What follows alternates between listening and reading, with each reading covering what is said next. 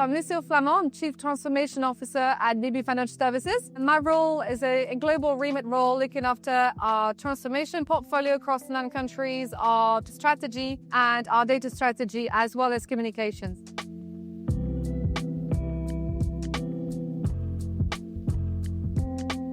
I think building trust and getting over that potential resistance to AI is actually much wider than change management.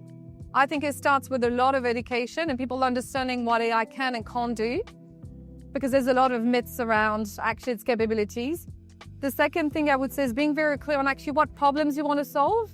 Often people are resistant because they're not necessarily clear on actually what's the point of it. They don't necessarily see the value. So starting with very clear use cases helps build excitement, and then people want to get into the journey. They want to see more of the benefits in their area. So that's a huge element. And I think the building trust element is once you're used to using it, once you've seen some other value delivered, that trust starts to build. But it does also require some really black and white foundations around very solid data foundations so you can trust the output, an understanding of how you've built the agents so you can track and you can actually see, how does the prompt deliver what you've asked it to do, or how does the agent deliver the task that is being charged with? So there's an element of making sure you're clear on what are the guardrails you've put around AI, who is able to build it, what data is going through, how is it architected in the first place, so you can trust the outcome. But I think the trust element also requires people to still engage with it. I think, a lot of people resist it and won't trust it because they think the AI is replacing human decision-making when actually it's there to enhance it. So I think the key thing is to also drive that message so people are not thinking, you're literally just coming here. All you want to do is, cut cost and push that tool onto us and take the jobs away, when actually it's literally just here to enhance what you're doing. So there's a blend of psychological levers to pull. There's a, human reality check, being very clear on the value you want out of it, and building it in a way that you can actually rely on what's coming out while still checking, having the human in the loop throughout, the deliver the projects.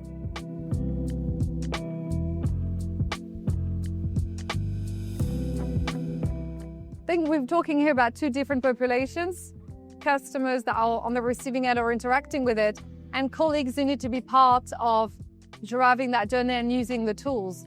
So I think there's different responses. I think for colleagues, I think the key thing is to make sure that they're part of the design. They can also feed into actually a perspective on what problems can all be solved with it. They also represent the voice of the customer, especially for frontline staff, so they can be an amazing source of knowledge for actually what are the interactions that we really need to stay away from using AI with, so that customers' interest and their needs are being protected. If you're talking about rolling out tools that directly have an impact on customer interactions.